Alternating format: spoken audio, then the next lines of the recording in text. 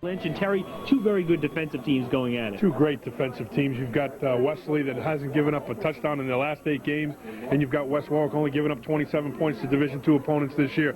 Both teams come in here on high notes after winning their semifinal game, so it should be a pretty good matchup defensively today. And both won those semifinal games via the shutout. They both did. They both pitched shutouts. We see West Warwick beating Cumberland 6-0, Molnar and Youthman with the big runs, and you can see 292 points to 42 points overall this year, but only 27 of those came against Division II opponents. There's Eros Youthman right there, a 1,000-yard rusher, 15 touchdowns with a long run of 76. He's the key today. All right, he'll be tough going for him against this Westerly defense. They, too, won via the shutout against Coventry. Westerly's been shutting everybody out, basically haven't given up a touchdown in the last 8 games, beating Coventry 41-0. You can see that they held Coventry to 65 yards, and again, we've mentioned that they haven't given up a touchdown in 8 games. They're pretty good. And their defense has outscored most offenses in the state. Dane Stoddard even got a touchdown for himself the other day. Yeah, Dane Stoddard had a 50-yard fumble return last week against Coventry, and he's one of many leaders on this Westerly defense that really just get it done. All right, a key will be the field conditions, and Russ Winham down there to keep an eye on those. Russ?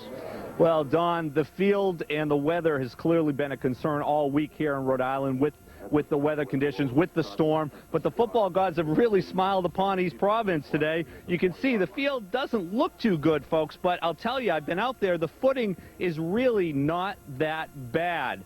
Now, how it's going to affect the injury report is another question. Number 32 for Westerly is Pete Serra. He's the starting fullback. He's the leading rusher for this team. Tuesday night against Coventry, he injured his left knee, slight dislocation. He said he's good to go. He said he has no worries, but it bears watching. Don?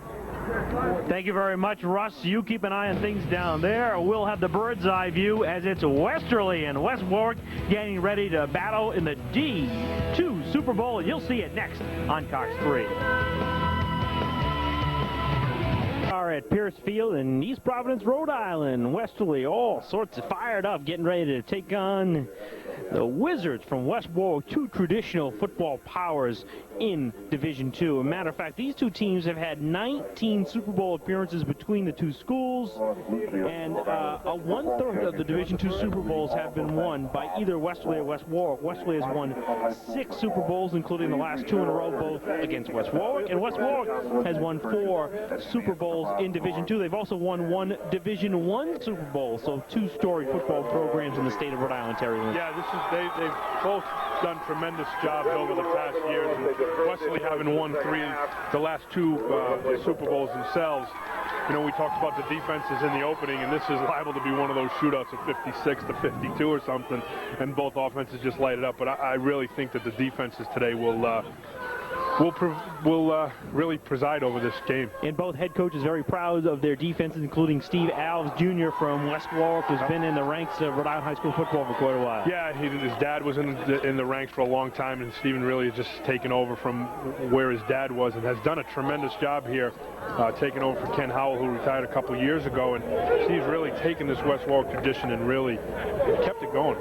And Chris Reed has a dynasty going down in Westerly. I mean, you talk about Westerly football, and that's the way it's supposed to be played. You talk about East Providence, and you talk about LaSalle and the traditions of Portsmouth and the whole 9 yards there, but these guys down there very quietly just get it done, and they just play hard, and they play tough football down there in Westerly. Chris done a great job over the past years, taking over for Jimmy Morano, who you will talk to at halftime.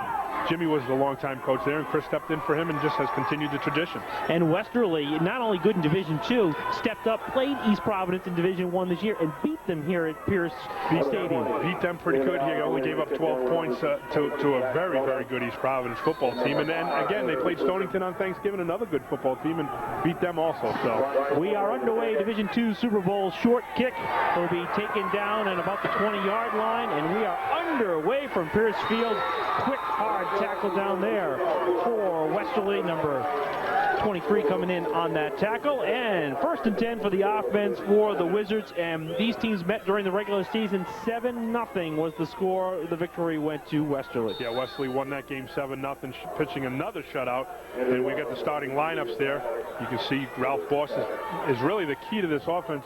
Actually, though, we want to put up the other ones. It's going to be the Wizards, West Warwick's starting offense out there first. That's the Westerly starting offense, which we'll see in a minute. So we'll bring you that West Warwick offense in in just a moment as they'll spread things out, empty the backfield, looking to possibly pass the ball, dropping back. Quick pitch goes to the outside, and an exceptional grab on the near side for Dan Politelli, the junior wide receiver. Well, one of the things that we talked about with Steve Alves prior to the game was, are you going to break your mold a little bit and throw the ball a little bit more? And he said, I think we're going to take a chance and do that. You can see right here that Parent just drops back, throws the ball out to Politelli, who makes a tremendous catch with the guy draped all over him. Josh Parent leading that offensive attack. They've got some talented backs in that backfield, and as you can see, when they need to go to the air, they're able to do some effective things. I think you'll probably see that a little bit more today, trying to get Westerly out of that 5-3. And that offensive line is going to have a tough job. It's a strong Westerly defensive front, but these guys are experienced. Yeah, they played this team before, so they're familiar with what Westerly does do. They've seen them enough on tape this week, and what they're going to try to do. Westerly packs 8 guys in the box. They play a 5-3. What Steve wants to do on the offensive side for West Warwick is take them out of that 5-3, use Youthman in the backfield to run the ball, but maybe spread it out and throw it a little bit more. It was a first down, just barely so. Successful first attempt for Parent and company. Handoff goes to Youthman. A little bit of running room on the far side, trying to turn the corner. Does get out there, gets near first down yardage again. Great offensive start for the Wizards. Yeah, one of the things that Westerly was able to do the first meeting that they played West Warwick was be able to take that play away, be able to take away the speed aspect that West Warwick has, and Youthman just did it right there. And you'll see a number of those starters, they go both ways right there. Yes. Big, strong defensive line up there. Yep, Jim DeGangi, his uncle was a great football player at Rhode Island, Mark DeGangi, and again, just tough kids that they have down there in Westerly. And a lot of playmakers in that defensive secondary. It'll be second down and 1. Handoff goes to Molnar up the middle, and the senior gets a first down up near midfield. I'll tell you, off the first 3 plays that West Warwick has run, you got to feel pretty good about your play calling, your selection of plays, and what they've been doing offensively right here. See Molnar just taking the inside trap. Nice hole up inside, and a big gain for West Warwick, putting them in a first down situation. Adam Molnar, senior on this team, and I'd love to get himself a championship here. Championships run in that family. In fact, his sister won a national championship with CCRI. She's on that soccer team. Marissa. Handoff goes to Youthman. Handoff and yardage into Bulldog territory. 5-yard pickup, setting up 2nd and 5. The thing that you like to do with West Warwick here is stay on schedule, which means you want to be in a 2nd and 5, 2nd and 6. That means you can run basically your whole offense. When you get into long yardage situations, you play right into Westerly's hands. Now they can attack you, and they can basically dictate to you what they want to do. Parent and Al's talking over there for quite a while on the sideline. They're going to have to hustle up to the line of scrimmage right here. And a little bit of some changes, some wrinkles they've made in this West Warwick attack, knowing that they were not successful offensively first time out against Westerly. Handoff goes Youthman up the middle. And gets about 2 yards on the play. He'll set up 3rd down and 3.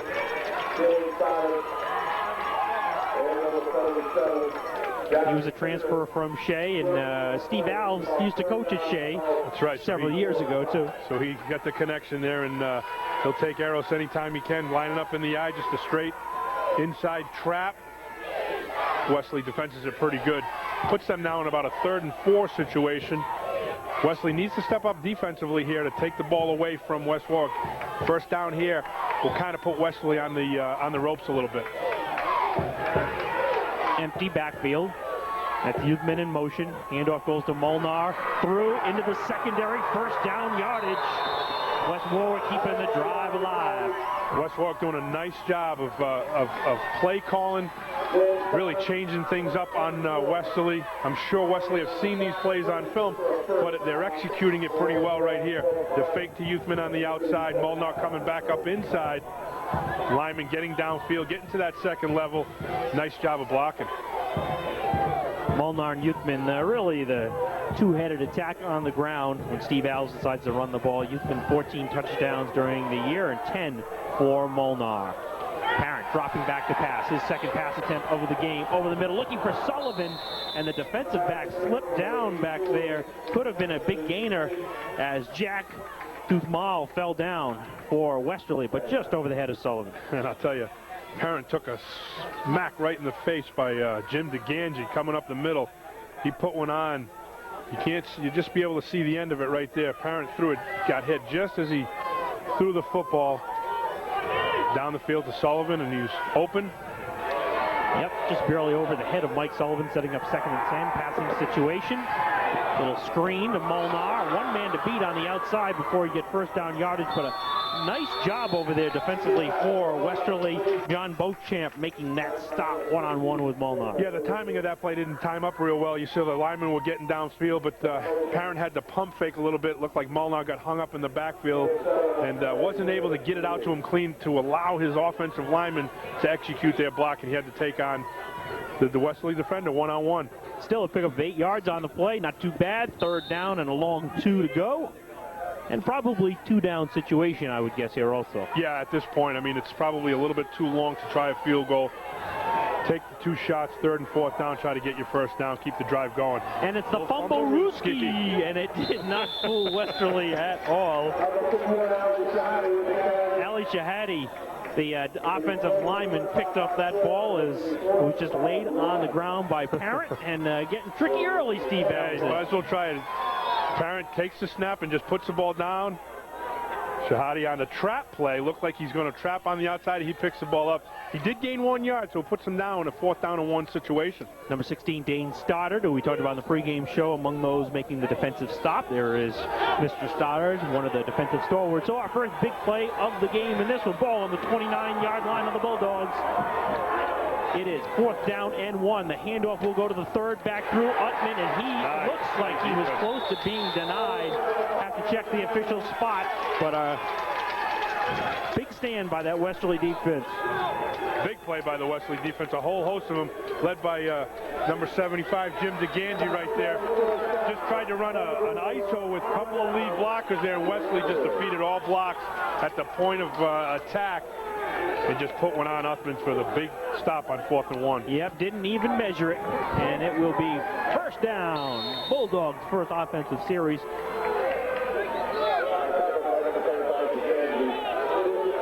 And again, very talented attack here for the Westerly Bulldogs. Ralph Boss is your quarterback. Soon we'll set that offensive lineup. Low snap, barely gets it away to the outside, and the pass is complete to Britton Friend down the sideline. He could go the distance on the first play of the game. A broken play for Westerly, but they still score. I'll tell you, you look at what West Warwick had done in that first drive, and they really kind of look like they took the wind out of the sails of Westerly. Westerly comes back, and they break their ranks. They're usually a closed-in 3-back, kind of pound the football at you.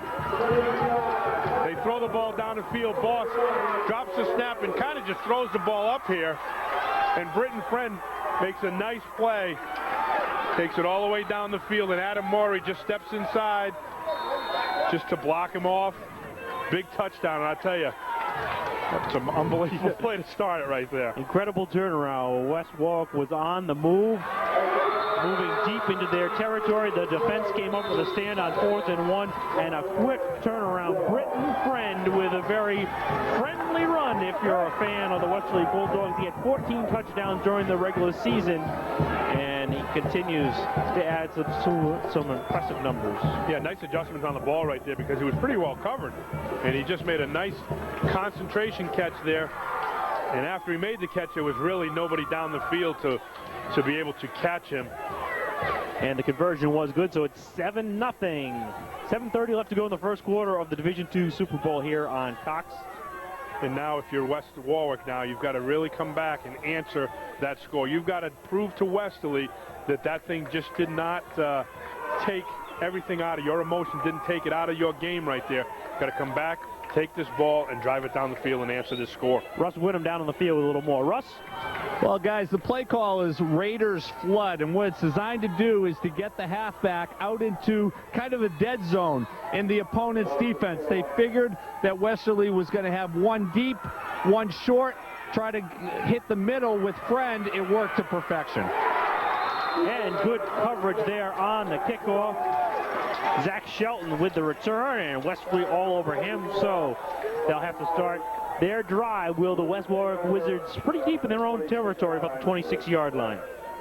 And again, you got to do the same thing that you did in the last drive. Mix it up. Britton Friend, something wrong with his hand right there. Nothing wrong when he caught the ball on that last play. Probably too many high fives from his teammates. I'm sure the senior will have plenty of time to let that heal up after this. So West Warwick now looking to possibly find a way to answer, and not many teams have been able to score this year against this tough Bulldog defense, and you can see why they start their defense up front. Yeah, and that's, you're led by Adam Maury. Adam Maury makes all the calls back there defensively for Westerly, depending on what they come out with in the formation. So he's really the quarterback on that defense, but you're right, they haven't given up any points in the last 8 games, and they're just trying to get after it. And West Warwick really has to get an answer here, or this thing could be over early.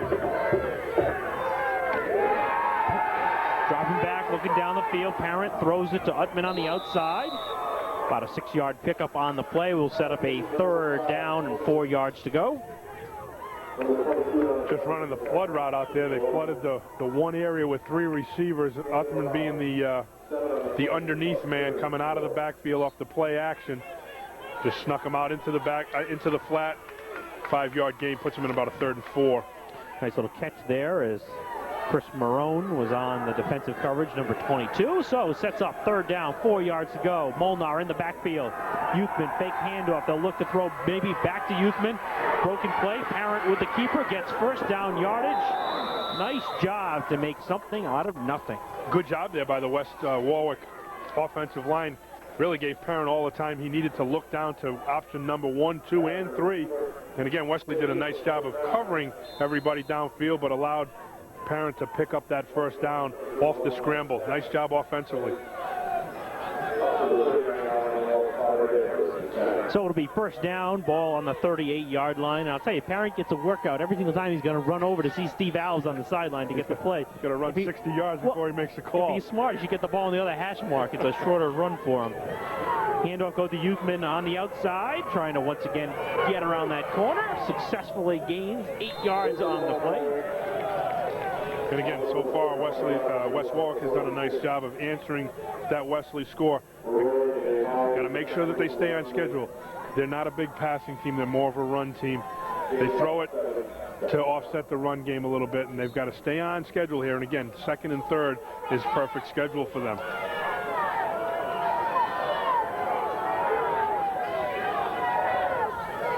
Youthman, the motion man, handoff Molnar. And he goes nowhere in his drop, setting up 3rd down and 2 yards to go. And a couple of these plays, they've tried more than once, and I think each time that Westerly sees them more, too, Westerly could become more successful defensively. Then you probably need to change it up a little bit, right? And you know, and the other thing is, as the day wears on here with the field softening a little bit, it's going to be tougher to go east and west. You're probably better off going north and south, and they'll get to that as they go through this game. Beauchamp and the defense trying to come up with a stop.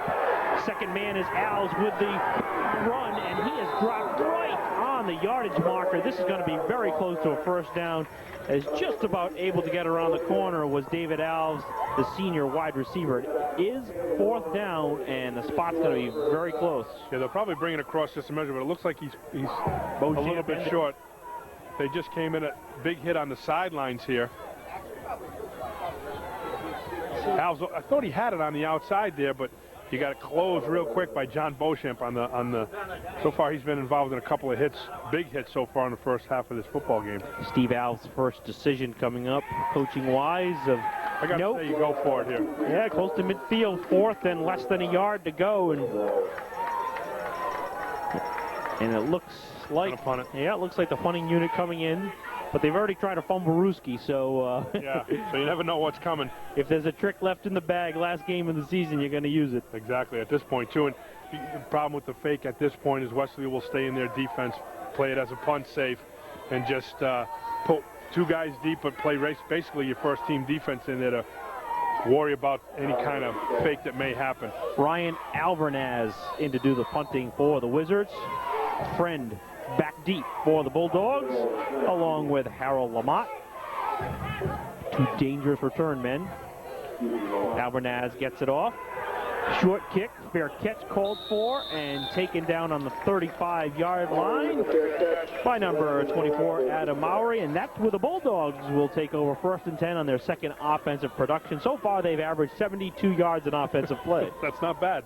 Take 72 yards every time you touch the ball. But, yeah, again, Chris will say, hey, give me that play that we just ran for another touchdown. And, you look at Steve Alves' decision right there. You only gained 15 yards in field position. You know, in retrospect, it's easy to look back on it. Here's Lamont powering up on the inside for about 3 or 4 yards. And he's really one of the offensive weapons that they can go to. So many, Coach Reed. And, you got a guy like that who scored 16 touchdowns during the year. You know, he can make your quarterback boss look pretty good out there. Yeah, again, you see Boss, the kind of throw he made to friend right there. You know, those are easy throws if those guys are going to make those catches. And now he's got 72 yards of passing on about a 7-yard pass. Boss out of the shotgun. Rolling out, fires downfield, and complete on the far sideline. And number 22, Chris Marone making the catch. Chris Marone had pretty good yardage right there, but he tried to double back and make a big play, catch the ball, turn the ball upfield. Ended up with a souvenir in his take home in his helmet. On the rollout out there, you see he capped that ball and lost about 2 yards trying to wheel back and make a bigger play than he had. Head driven down into the side here, and this field's going to get quite a workout. They've got another game here tomorrow night, a Division I semifinal game, and then the D1 Super Bowl also scheduled to be played here next Saturday. So Pierce Field will get a workout. 3rd down run comes up a little bit short. Good defensive stand for West Warwick. It'll be 4th down and 2 yards to go. Ball near the 45-yard line, and a little bit of decision time for the Bulldogs. Yeah, I think up 7-0, you got to punt the ball away here. And West Warwick did a nice job of defending that series against Westerly. I think Chris is really... Yeah, he will kick it away as Boss comes out. The quarterback checks out. Beauchamp will kick it away. They've got 2 punters. They use Beauchamp and they use Pete Serra. With Serra's knee, I think Beauchamp will probably get more of the kicking game today. Flag down on the field. If this is defensive offside, then we've got a 1st down. Westerly offside. Referee Bill Ivo with the call. So that'll march him further back. 4th down and 9 yards to come. Good old friend Stevie Schwab over there as one of the linesmen. Former URI player and father and brother also officials in the Interscholastic League. So take 2 for Beauchamp. Getting ready to boot the ball away.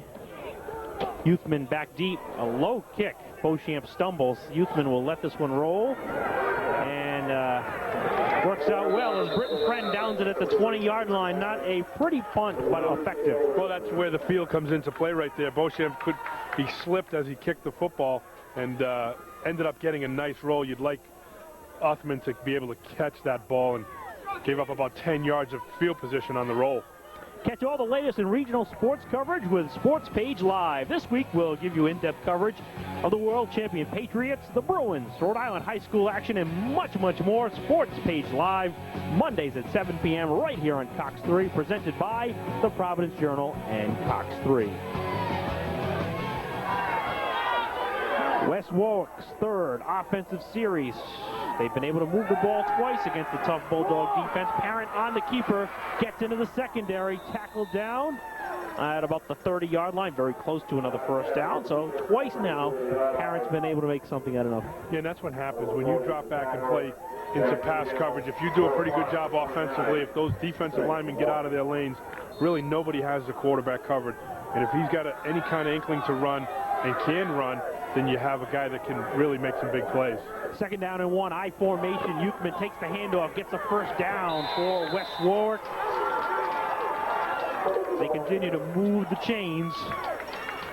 Stoddard, number 16, among those in on the defensive stop. West Warwick has really done a nice job on 1st down, picking up big yardage and getting them into pretty good 2nd down situations. Here you can see Uthman just takes it and bounces it to the outside.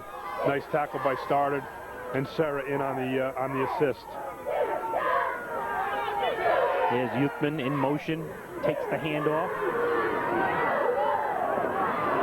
Gets 6 yards and keeps the legs moving. Close to another first down. Good second effort from the Great junior. second effort right there. Took a nice hit, but bounced off it, kept his feet moving. Ended up picking up 9 yards on that first down play. And again, West Warwick's picking up 8. They're picking up 9. They're picking up 7. They're doing a nice job of first down drive right here. Statistically, they're dominating early going, but the scoreboard reads 7 for Westerly. Only nothing for West Warwick, as Youthman very close, and we'll see where the spot is. Should be good enough for a first down, and it is. They move the chains once again. Not even getting to third down situations. No, and you know, a couple times they went for it on 4th down and 1, didn't get it, and then they had to punt on their last 4th down. So, you know, they've done a great job on 1st and 2nd down. Their problems have come on 3rd down. They haven't been able to make big plays. That is the end of the first quarter here at Pierce Stadium. And Westerly has the lead, but West Warwick is on the move, and they've shown they are able to move the ball against that staunch Bulldogs defense. It's Westerly and West Warwick in the D2 Super Bowl, and you're seeing it right here on Cox 3. Okay, guys, the Alves story is really a family affair at West Warwick High School. Steve Alves, of course, is the head coach of the team. Jim is his assistant. That is his brother, and his 2 second cousins, David and Steven, play on it. But most importantly, the legacy is the father, Steve Sr., 83 to 94. He was the head coach at West Warwick High School. He suffered a stroke a couple of years ago. He has been recovering from that. Stephen Alves wears his father's hat when he coaches. He wears a pin in honor to him, and he says he learned an awful lot from his dad about life and about coaching football. Guys? Yeah, it's a great story, that Alves family there, and Steve Alves Sr., legendary coach right there, and nice that he could pass on some of the wisdom to his sons in a very active football family in the state of Rhode Island. Yeah, they've done a great job, and Steve Sr., you know, we hope the best for him, and Steve's really been dealing with that the last couple of years, but again, keeping that tradition going. And Parent got the first down on another quarterback keeper, and first down run by Molnar, a nice 8-yard chunk. So this West Warwick offense doing a tremendous job against this Westerly defense, because you can't, you know, overstate it. This Westerly defense only gave up 7 points to first string, or their first string defense only gives 7 points all year in Division II play. Yeah, it's unbelievable. And, you know, so far, this is now the time that we've seen on the last 2 drives that Westerly defense has said, okay, fellas, enough's enough. Let's start to shut them down. So let's see if West Warwick can get something done on this drive inside the 40-yard line. Second and a long 2. Parent passing formation. The little dump pass over to Molnar. Has blockers out in front. Cuts to the middle of the field and gets down to about the 25-yard line. Well diagrammed play. And that's one of those situations with a sloppy field. The offensive player knows where he's going to cut sometimes, Terry, and that gives them the advantage. Yeah, and again, you know, the field conditions they're not as bad as I thought they might have been. Molnar, nice catch right here, getting it up the field. And I just talked to Jimmy Morano as he just tapped me on the shoulder here, and he's been down on the field. He said it's extremely hard hitting down there. And you can see that from up here, but sometimes you can't tell it as much as you can on the field. Handoff to Youthman. Very close to first down yardage, but a late flag comes in, which could definitely slow up this West Warwick drive. We'll have to check with the referee. It's going to be a hold on West Warwick. Put a damper on this drive, put him back 10 yards. It's too late, because it was unfortunate, because it was a very late flag that came in there too. One of those ones that you hope didn't affect the play. Usually they do, though. It will remain first down, and put him in about a 1st and 16, 1st and 17. First flag of the game against West Warwick, and they really need to stay free in this. Exactly, against especially, and you know what Westerly does too. They're both very good football teams. Again, only 7-0 in their first game, so you know they're pretty evenly matched. First, and we'll call it 15. Parent, plenty of time to pass. Looking over the middle for Alves. That breaks down. Parent trying to escape, and this time he's dropped by Jared Fisher. First sack for the Bulldogs. Jared Fisher, again, putting pressure on Parent in the backfield hit him earlier in the game. And again, Westerly's defense is doing a nice job downfield because he's got all day to throw the football. The offensive line, that ball should be out. You can't blame that one on the offensive line. That ball should be thrown or thrown away at that point. Parent just trying to make a play in the backfield there. And he's been successful so far, too, That's tucking right. the ball and putting it away. You know, once you've done that 3 times and been able to run for first down. You say, hey, I can still do this. Second down now and about 23 to go. Parent gets the ball to the outside and dropped out there as Politelli unable to make the catch. And the defensive back slip might have been able to do something, and maybe he saw that, and that's one reason he didn't concentrate so much on the ball. Well, classic case of trying to run before you catch the football. You can see his head just comes off the ball a little bit right there, trying to see where he's going to run before he catches it, and got to catch it first. Give me the 10 yards before you give me 20. Third down now and 23 to go. Politelli, very good baseball player, one of the tops in the state of Rhode Island. Single back is Molnar. Plenty of time for Parent in the backfield.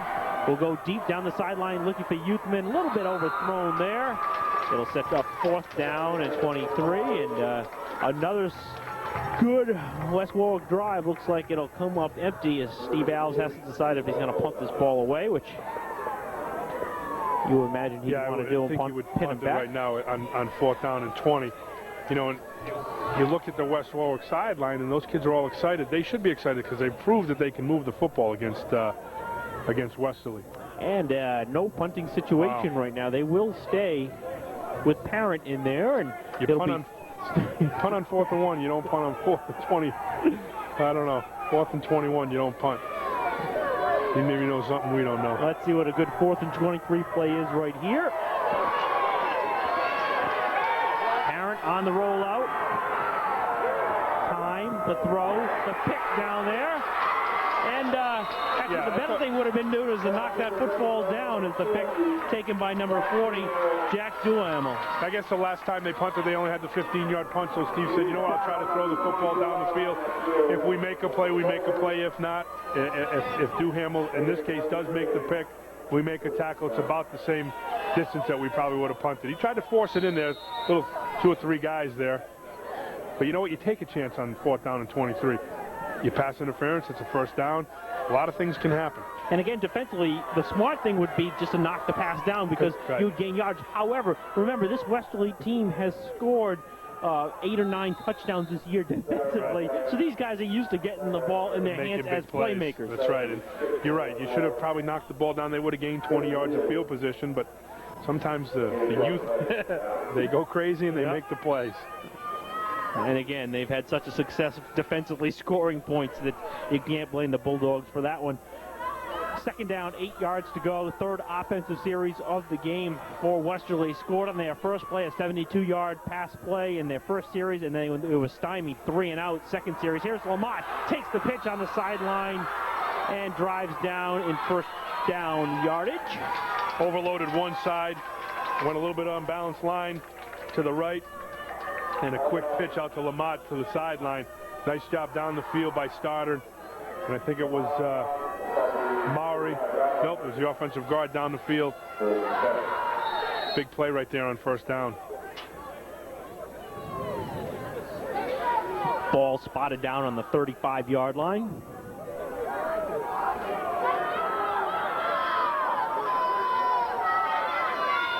Split backfield.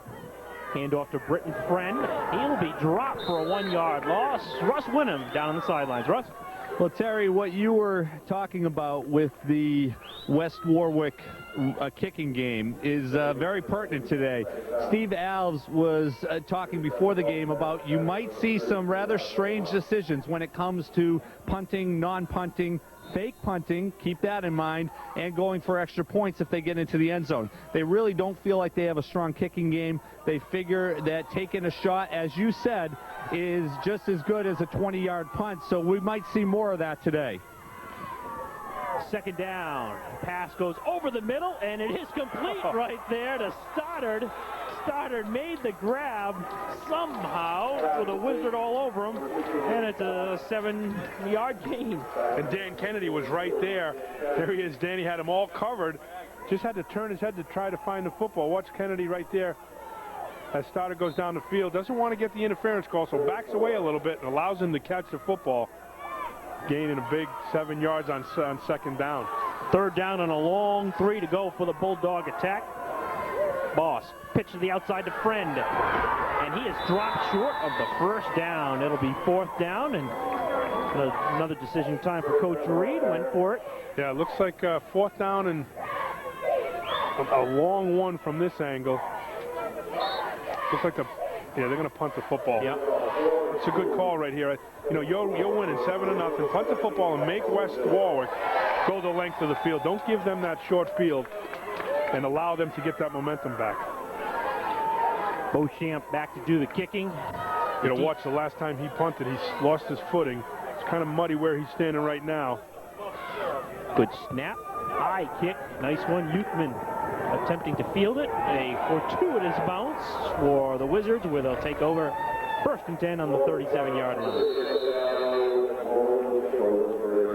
So far, it's been a one-play ball game. That's it. I mean, you take that one play out of here, and obviously they're evenly matched. They're moving the ball a little bit both sides of the football, but outside of that one big 72-yard pass play, really, it's been anybody's ball game. And again, West Warwick has been able to move the ball up until they get to the 40-yard line, and we've talked about them being mistake-free. They take those mistakes out of the ball game, they're going to be in great shape because they have already proved that they can move the football. 1st down and 10 for Parents. Offensive unit out there on the football field. Youthman with the handoff. He's been successful of getting through that initial line surge of Westerly's defense. Yeah, and I'm just concentrating now that Jimmy mentioned that of the hitting that's going on there. And you've seen a lot of head snap back there. And it's these Westerly kids and the West Warwick kids, both tough areas, both tough kids. Big hit right there. You can see it. The head snaps. Beauchamp in on the tackle. The initial hit was made by Jake. Yeah, is it Jake Duhamel? Jack Duhamel. Jack Duhamel, I'm sorry. And Jack coming out on the near sideline over there after that big defensive hit that he put on. If I could Second read, down, I'd be better off. 3 yards to go. Yeah, you went to URI. Okay, you know. Nowhere for Upton to go on that one. He's dropped. 3-yard loss on the play. Marone among those in on the tackle. And again, Westerly's doing a good job of pursuing to the outside. They took that play away from West Warwick the last time they played. And again, West Warwick had some success in the first half. Really, Westerly's doing a nice job of making some adjustments on the sideline here. May have to get up inside and go tackle the tackle, especially with the conditions of the field. Friend able to help spring that one out. Lamont coming in. So Steve Alves' team now faced with a 3rd down and 7 play. I formation here at Pierce Stadium. Parent gets outside the tackles. Tries to turn the corner. He's dropped on the far sideline for a 1-yard loss. It'll be 4th down and, in theory, a punting situation. And that's what Steve Alves Jr. will send the punter out on the field. Now, this is the time. You know, Russ mentioned watch out for anything. This might be a situation right here where you may see the fake.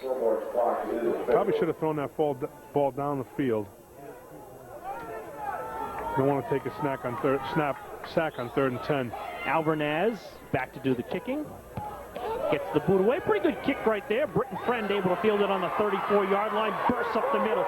Gets the return yardage. Breaks 1 tackle. Breaks 2. A 3rd. 4th man finally brings him down, but not before a huge play by Britton Friend for the Bulldogs. Tremendous job right there by Britton Friend.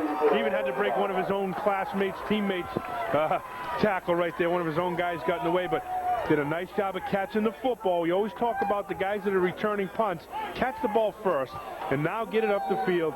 Does a nice job of getting it straight up the field. Big seam in there. 1 tackle, 2 tackles, 3. Puts them in great field position. Yeah, the ball's on the 39-yard line. Best field position to start their offensive attack yet. Boss, near sideline, looking down the field. Gets it down there. Nice defensive play by Politelli to break up the intended pass. Looking for number 24, Adam Mowry. Yeah, and Politelli did a nice job of getting his hand in there, but that hit him right between the 2 and the 4. Mowry should have made that catch. Gets that one again. He'll be wanting to make that catch again because it Pretty good throw right there by Boss. And the footwork will be key here. Yes. Both these coaches, we talked about that in one of the Westerly when they played the other day. They decided to go with sneakers. Yeah, and Coventry went with the spikes. Yeah, they were all over. It was like they were on ice skates. So footwear very important here. You have to make decisions of what type of field conditions you do have. Boss, pump fake. Is he dropped? Pass is dumped right there. And they're going to call it an incomplete pass. Wow. Very smart play by Boss right there. I'll tell you what, Steve Alves is all jumping around over there on the sideline. I don't blame him. That should have been intentional grounding. I'll tell you, he was in the grasp, and I know they don't have the in-grasp rule, but he's just trying to get rid of that thing before he, I know there is a receiver standing there, but gosh, you got to make that call. Sullivan with the defensive pressure. There was a receiver there, and he threw it in his shoe tops. And controversial call goes the way of Westerly. Great pressure by Sullivan right there. 3rd and 10. Another passing situation. Boss out of the gun. Heavy rush. That means a screen. Middle screen. And he is rolled down right there. The tackle made by number 25, Giacomo Bisaglio. Yeah, say that one again. I tell you, put a hit on him. And now let's see if Westerly punts here. You can see, you said it correctly. When you get that heavy rush, you know a screen's coming at you. And big hit right there. Westerly now will punt the football away down to try to keep them in field position. Play the field position game at this point. Boss not too pleased with the outcome of that screen. Thought he had it with a heavy rush coming on. Beauchamp gets the kick away. We do have a flag down on the field. A low kick rolling down near the end zone. It will be scooped up on the 2-yard line, but there is a flag back here, and this will be key field position-wise who this goes against. Yeah, if it's against Westerly, obviously you're going to take the penalty if you're West Warwick to make them punt again. And it will be, so that's a costly mistake, maybe the first mistake in this game by Westerly that could prove costly because they had him pinned down right there against the end zone. Yeah, they had him pinned down, as you said, at the 2-yard line, which, you know, again, in field position game like this would have been huge. Now let's see if West Warwick can come up with something, maybe pressure the kicker, try to get a block. 4th and 17. Youthman, the deep back. Alves back there, just in front of him. There's Youthman, the star back. Beauchamp ready to boot the ball away. We'll kick it from about his 50-yard line where the contact will be. And a terrible kick the second time around. Wow. That one goes off the side of the foot. So and you talk about that penalty being a 30-yard penalty right there, Don, because they're going to get the ball about the 32-yard line to start this drive, and that first punt rolled all the way down to the 2-yard line. So that's a big 30-yard penalty. Only cost you 5 yards, but in that hidden yardage, West Warwick now picks up 30 yards. And they got plenty of time, 2:30 left to go here in the half, and that's another case of footing right there where he went to do the plant foot and a little bit of a slip where he said the footing. This field will change as the game goes along, too. Yeah, because, I mean, it's not a very cold day here today, so it'll loosen up, and it was hard when we first got here, but it started to loosen as game time approached. Parent on the outside, nearly picked off by Lamont out there. Politelli had to actually turn around and play a little defensive back. Is right. Because Lamont had that football in his hands, and I think Politelli knocked it away just at the end right there. Nice read right there by Harold Lamont. He's used to doing that too, Terry. 3 interception returns for touchdowns during the regular season, so he's used to picking them off and taking them back. And this Westerly team scores, as you said, as many points on defense as they do offensively. Parent just trying to throw the out right there, and Lamont just comes underneath. Luckily, Politelli was able to strip that ball as he was going down. Molnar now in the backfield. Heavy rush. Nice job of picking up a block there by Molnar to give Parent some time on the outside. The tuck. Oh, big block, downfield block. Big block there on the Youthman on the peel back to allow Parent to pick up that first down. And Molnar back down here. He's just barely getting up. Parent still down on the bench right there. There are, as you said, there are some bodies flying around. People flying around. Watch here. Parent's coming down. I don't know if you'll see it right on the end of this run. Is right there. You just saw it on the right side of your screen. Youthman really picked somebody off, but who laid the hit on him? Yeah, number 42, Lamont. Lamont really stuck him on the sideline. Clean hit on the sideline. He wasn't out of bounds. Ball on the 42-yard line, enough for the first down, and Adam Molnar came up with a huge block down there to free that one up at the first. Timeout by West Warwick. Try to maybe let Parent get the cobwebs out a little bit. Yeah, him and Molnar, too, your offensive stars, still shaking up. In fact, Alvarez, the backup quarterback, is on the field right now. Steve Alves out there to talk to him. So this will change things a little bit, too, I'm sure, what Steve Alves planned on doing. Yeah, you'll probably get into a conservative situation right here with Molnar and Youthman really be able to carry the football up inside. Alvarez hasn't taken a snap today under center. Probably took some in warm-ups, but it's a different ballgame when you step out there when the clock is running. They're telling Parent on the sideline right there, he's just got to figure out where he is. Sure, he just got whacked. You said good, clean, hard hit over there, and he'll be back. Yeah, tough to keep these kids out of these games. Exactly. I remember when we were doing the Super Bowl last year, one of the kids got knocked out with a concussion and was practically begging the coach to put him back in, and they were like, take his helmet and his pads and hide him. Pleasure to be bringing you the Super Bowls once again here on Cox 3. Unfortunately, this will be the only Super Bowl we bring you due to scheduling problems. We were originally going to be bringing you also the Division I Super Bowl, but that's been pushed back to next Saturday, and Cox already has a doubleheader of URI men and women's basketball scheduled for that day. Youthman keeps those legs moving, picks up 5 yards on the play, 3rd down and 5, just about 2 minutes to go in the first half. Westerly on top of the Wizards.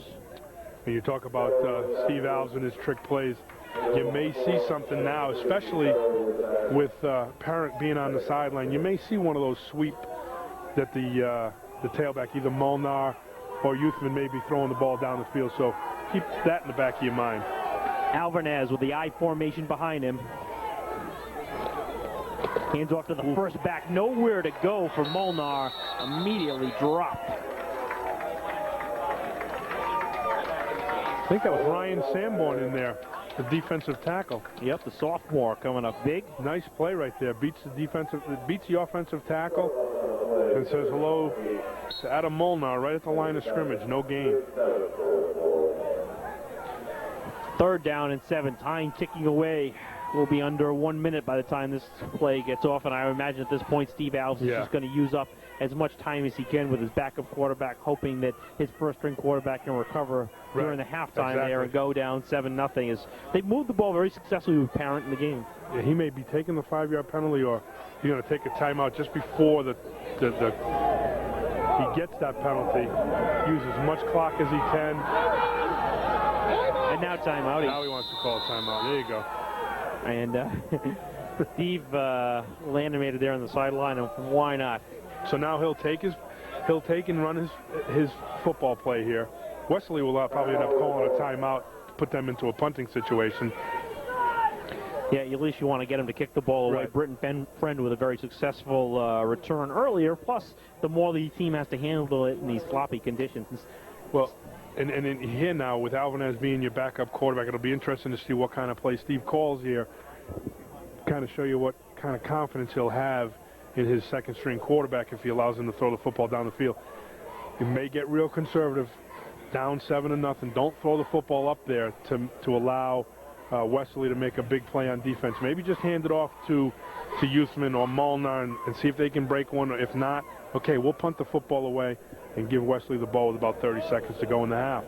Steve Alves Jr. also did a great job turning around several programs. He went to Shea, and Shea wasn't much of a football program before he arrived there. And really, he helped turn that program into a very successful one, and now they're a power in Division III. Yeah, they'll be playing in the championship game on Thursday night. But you're right, he did a great job at Shea, and now he's back here at West Warwick where he grew up and trying to take this to a championship today. Alvarez, the Youthman, will be dropped. And a quick timeout call. Let's see if we get one. We do get one by the Westerly sideline down here. That'll stop it with 32 seconds left to go in the half and at least force a punting situation. Jared Fisher, the defensive tackle, coming up with another big defensive hit for him. He's been on a couple up front. And now you just got to be able to catch, good snap, catch the football, punt it away, get out of this first half 7-0. Understand that you've really played pretty well in this first half. Gave up one big play to Westerly, and really that's all you've you've given Westerly really hasn't moved the football very well outside of that 172-yard pass play to start the game in the first play. But, you know, Westerly, get yourself regrouped.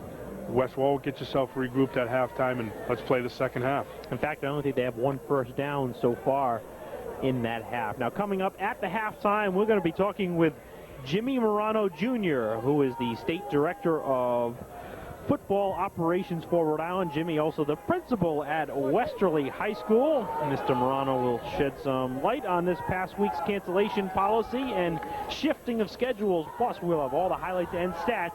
That coming up at the half. 4th and 6.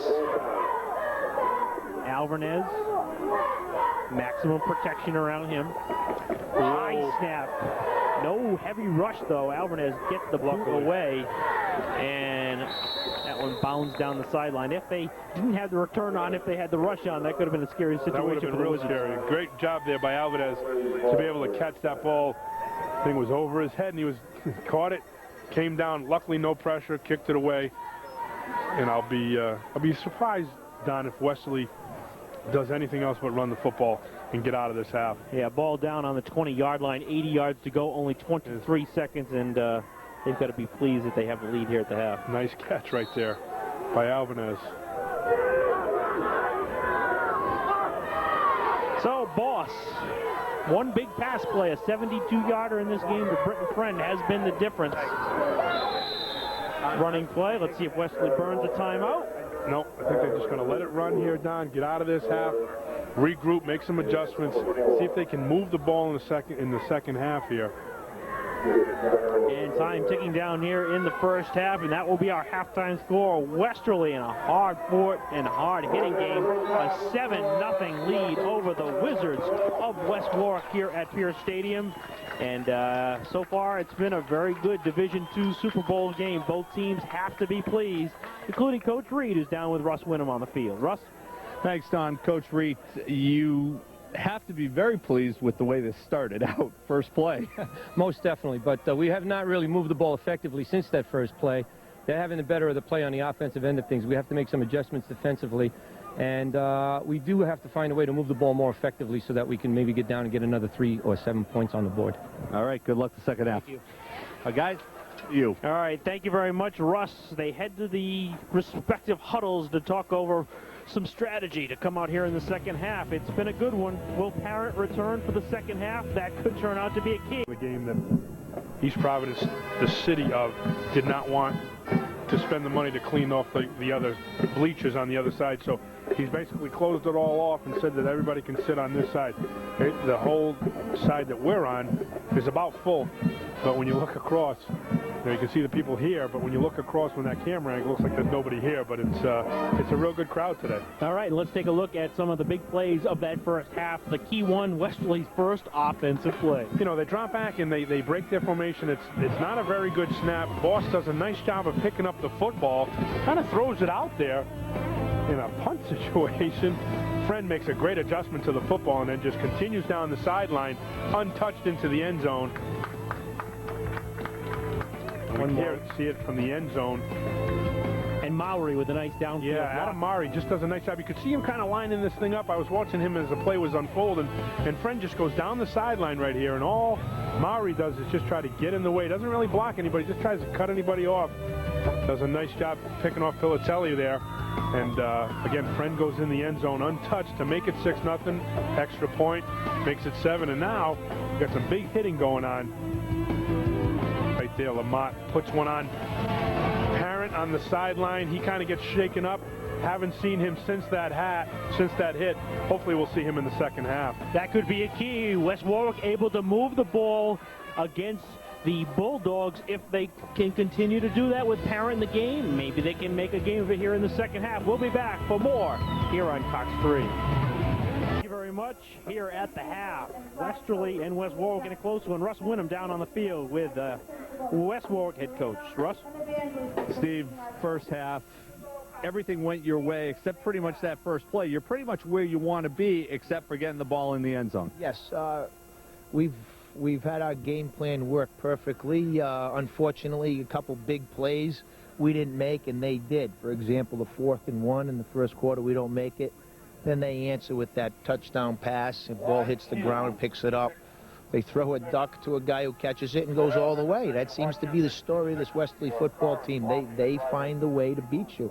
Otherwise, I think we've dominated the football game. Couple questionable calls down in the red zone. You know, I don't want to get into that, but we could have used some help there, and unfortunately, we didn't get any. Real quick, let's talk about Josh Parent, your starting quarterback. Give us the status report. Right now, he's questionable. He caught a helmet-to-helmet on the sidelines, and he's a little shaken up right now. And but we have a quality backup in Ryan Alvanas, who's a senior, who's seen plenty of time. Kind of limits us as far as the scrambling ability, but maybe this is a story we'll be talking about 25 years from now. Now, with Alvanas in the game, if that's the way you have to go, how does that change your offensive philosophy, or does it at all? A little bit. I mean, he's not as mobile as Josh, but he can throw the ball, and we will throw the ball. You know, Josh is also a long snapper, so the kicking questions going to come into mind. Obviously, you saw that last snap was much worse than the first two. So there's some problems that we have to try to get over, but that's why we play the game. All right, good luck, Coach. Thank you. All right, guys, back to you. Thank you very much. Could Alvanas be the guy we're talking about 20 years from now? You never know. It could be. It's one of those times that you get to step up and make a play. And, hey, God bless him if he can do it. Do one for Monk Maznicki, you know? The old Monk. Monk could probably still play. I saw him last week. He can still play. And you can see it looks like sledding material out here in Rhode Island as the fans starting to ready to get back onto the field and into the stands as the Wizards cheerleaders. Again, a nice crowd here for this Super Bowl in Division II, and lots more football action coming up in the state of Rhode Island today. There's a Division IV Super Bowl taking place down in North Kingstown tomorrow night. There will be semifinal action in Division I next Thursday night. There will be a Super Bowl in Division III when Lincoln gets ready to take on Shea. That game will be in North Kingstown. And then next Saturday will be the final Super Bowl here at Pierce Stadium. It will be Division I. The favorites in that one, LaSalle and East Providence, but never count out St. Ray's or Hendricken, two quality teams in Division I. And now I'll tell you, that's dedication. Not only having the pom-pom, but having the hair to match, huh? The little black streaks in those hair would be perfect. So we're ready to get underway here in the second half, and Parent looks like he will be out, exactly. And that is the key, too. We mentioned they've had some problems with the kicking game and being your long snapper, too. And Steve mentioned it right there. That last snap almost went over Alvanez's head. So I tell you what, though. I want to go on a limb right now and say he's coming back. He'll be back in the fourth quarter, if not sooner. Second half ready to get underway. West Warwick will be kicking away to Westerly. Alves with the kick down on the sideline over the head of Britton Friend. Nice kick there, and Friend has to pick it up on the 1-yard line. Got a big hole up the middle. Cannot get any yardage there, though. Defensive stop made by the Wizards. Giacomo DeSaglio with the tackle. Great way to start the half.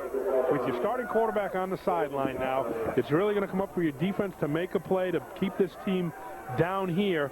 Goes over his head.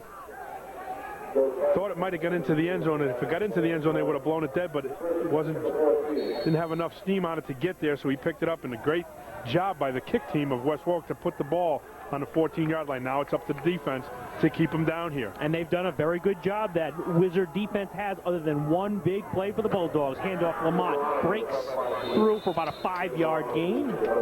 Second down coming up. We'll call it a long 5. You see what kind of adjustments were made at the half by each coach. Both coaches alluded to it, making adjustments, and Wesley's going to come up with something offensively because, as Chris Reed said at the end of the half, they've really only made one play, that 72-yarder down the sideline. Other than that, they really haven't done anything. And they'll give a little shorter mark, saying that Lamont was down a little sooner, so really only 2-yard gain on the play. 2nd and 8 for Boss, the quarterback. 2 men in motion, and they both stop, and the flags fly, and the play's alive, and Parent throws it. I'll tell you, right there you go, a double penalty. That is a real not heads-up play there. Not at all. I mean, you shouldn't stop. Those backs should not stop. Run the play that's run. Let the referees stop the play. Don't stop on your own. And then to be able to just throw the football out of bounds here. We've got 2 guys in motion. The ball is snapped, and he just throws it out of bounds up into the first row. He's going to get an intentional grounding call here. Very costly penalty, as Westerly will be pinned back deep. And all right, where's my captain for White? Bill Piva, the official down there on the field. And of course, there will be a choice right here of the penalties. They'll take the intentional grounding because that's a loss of down. Third down, that's a loss of down, yeah. And Bill We have Piva. illegal motion on the offense, that is declined. All right, Russ Winham on the sideline. Russ? We have intentional grounding on the offense, that penalty is accepted. That's going to be a loss of down. His coaching staff and his doctors to get him back in this ball game when the ball turns over to the West Warwick side. He is very upset. He really wants to play. You can see him now running up and down the sidelines, and he's been talking to doctors, coaches, head coaches, players. Get me back in the game. This kid wants to play. On the near sideline, the pass was to Boss. Let's see if they're going to say it was a reception or by Boss to Britton Friend if it was a reception before dropped. And I think they're going to say it was a good catch, and then Friend dropped the ball out of bounds. Out of bounds. See if we can see it here on the replay. Boss just on the... Yeah, he does have the catch, no question. Oh, I say no question. So he might have been juggling that thing. Alves. Regardless, it's fourth down. Yeah, fourth down and a long way to go. Beauchamp back deep had some punting difficulties today. Had an 8-yard punt at one time. Youthman way back, low snap, picked up nicely by Beauchamp. Youthman, let's see, he'll let that one die down. Nope, now decides to pick it up at the last second, and he will be dropped down at the 34-yard line, but that West Warwick offense in position to do some damage. And you can see on the far sideline, Parrott, the first one out, to talk to Alvarez and say, good luck and go get him, and let's get me back in this football game. Exactly. But, you know, you get the ball now on the 34-yard line. And big series here for Westerly defensively and West Warwick offensively. Again, West Warwick has moved the ball. Up until they've gotten to this point on the field, they've been able to move the ball. At this point has been when they've been shut down. Let's see what they can do starting the ball, the drive on the 34-yard line. Ryan Alvarez, that quarterback. Right in the mud. Yeah, West Warwick fans hoping number 13 turns out to be lucky. A stacked backfield. Youthman. Good solid push by the West Warwick offensive line for a 4-yard gain. And they got out of the worst part of the field right there, right on the left hash as we're looking at it going towards the Westerly defense. That left hash from the 30 to 40-yard line is really a mud pile. Now they're into a decent field position over there. Lots of souvenirs to take home on their uniforms. They'll have lots of remembrances. And so far there's been no snowball fights too, so that's a key. Second down, 7 yards, stacked backfield. Once again, same offensive set. This time they hand out to Molnar, first back through.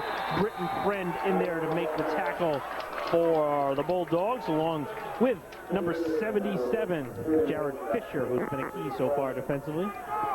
Yeah, and that's what we talked about all day with the Westerly defense. They come up big right here. Molnar get it. Jared Fisher, Britton Friend, defeating guys at the line of scrimmage and just making plays in the backfield. Puts them now in a 3rd and 9 situation, and it's a situation here. You're probably looking at 2 downs. Alvarez is going to have to throw the ball one of these times, so be interesting to see what Steve Alves comes up with as far as the scheme goes for him to throw the football. Alvarez yet to pass, drops back, pass formation, heaves it down, has a receiver on the sideline. Nice catch by Alves over there for a first down. There you go. Came off the play action. Well, they said in the, at the halftime there, he says he's a pretty good passer, just doesn't have the running ability that Parent does. Right, and then, you get here, you see it off the play action fake, roll with the 2 guards coming out with them. Nice catch on the sideline right there. Might have been out of bounds, but they'll take that call. Yeah, very close to dragging those feet in, and it will go as a first down on the 22-yard line. West Warwick down in this territory once previous in the first half. That drive stopped by a penalty. Hartman up the middle. Gets down to the 10. It is very close now to being a first down and goal situation, and that's what it will be. First and goal to go for the Wizards. And one of the things that we talked about earlier, too, in the first half, Don, was that West Warwick was running that sweep from sideline to sideline. One of the adjustments you can see that they made at half was let's try to run the ball up inside, north and south, where the field conditions will not hinder us. But Youthman doing a great job of getting that ball up inside. Puts them now in a first and goal at about the 9-yard line. Great field position right here for West Warwick Wizards. See if they can capitalize. I formation. Molnar the fullback. Youthman the halfback. Handoff. Youthman. Did he drop the ball? He fumbled the ball. Westerly comes up with the huge turnover when the Wizards were knocking on the door. And again, in the first half, we had nobody turn the football over. Becomes a factor here with Youthman just getting that ball stripped just as he got into that line of scrimmage. We'll see it here on the replay, just a straight draw. Yeah, that's it looked like it was 71. All right, Ryan Sanborn, the junior, making another big play. Just sticking his hand up inside there and slapping that ball away. Couldn't really make the tackle, but he got a good enough piece of the ball to knock it out of Youthman's hands. So they can still come up with a defensive stop here, but Lamont with a 9-yard gain on that one to give him some breathing room away from the end zone. Yeah, and again, now Westerly's offense has to take this thing and get it out of there. And the Wizards want to do something on defense to be able to get that ball back for their offense. That's too bad that West Warwick couldn't stick one in right there. Would have made it for a very interesting game as this thing would have progressed.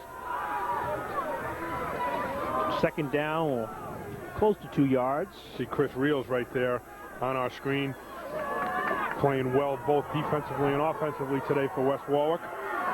He's the big man in the middle. Handoff comes to Lamont on the outside and dragged down back there. Nice defensive play. Ali Shahida with that tackle. It'll be third down and about 2 yards to go. And again, both teams now have really not had a lot of success running the ball to the outside. The field conditions are getting a little bit softer. You watch Lamont right here try to make that cut, and his feet kind of almost go out from under him, allowing the Wizard defense to get there and make a big play. Third down and 2. Just Reed, the head coach, looking for his team to get a first down. They haven't been able to get many against the Wizards today. Just the one big offensive play. Quarterback keeper, possibly a broken play, and Boss Bulldogs his way for a Bulldog first down. What happened was on the snap, he bobbled the snap, and what you teach your quarterback when you bobble that snap, you just take it and run the play that was designed to run, but off tackle to the right side here. Watch the snap. See him bobbling it as he's coming out. Does a nice job of following his blockers up inside and getting the first down. And needed that little bit of second effort there that barely got him the first down to keep the chains moving. Ball up to the 19-yard line. A little bit of breathing room. First time the Bulldog offense has had that here in the second half. Stoddard lately checking into the offensive set. Quick pitch to the outside. Britton Friend. 2-yard gain. That was a tough one for Stoddard. Bailey got out there and got set, and they were running it right at him. Yeah, right at him, and they got to get him going and moving. And I tell you, got a guy limping around right there, Ryan DeRozier, and that's key. You look at the amount of guys that Westerly has and the amount of guys that West Warwick has. Depth could be a problem if you get some guys hurt for West Warwick. 2-yard gain. Second down, 8 to go. Bright sunny day here at Pierce Stadium in East Providence, Rhode Island. Perfect day for football here in the month of December. Perfect day for Steve Allen to wear his shorts, as he always does. As he always does. It wouldn't matter. I think he was wearing them the other night when they played on Tuesday when it was about 5 degrees wind chill factor. Gives to the first back, up the middle, not much yardage there for Pete Serra, who has been used just a little bit here, a little less than he's normally used because he does have that knee injury that he suffered the other night. Yeah, and that was one of the things. He's kind of their leader, spiritually, and it's tough for him, with that knee injury that he did sustain the other night. But hey, you know what? You'd play, so would I, and all these kids are doing the same thing, and it's for some of these guys that we talk all the time at these Super Bowls, this is their last time of real competition playing football. Sarah averaged over 6 yards a carry during the regular season, 603 yards rushing. He's the lone back next to Boss in the backfield. Boss heaves it over the middle. Ooh, and a slip down there. Stoddard was open near first down yardage, but the field conditions again proving to be a factor. Yeah, he just lost his footing right there and running the crossing route from his tight end position. He was open. The ball was thrown by Boss. Pretty good throw. And just as he was getting to the football, fell down and kept them out of probably a first down situation right there. Fourth down. Again, it should be good field position right now. And a change in the punter right now for the Bulldogs as they will go with Sarah.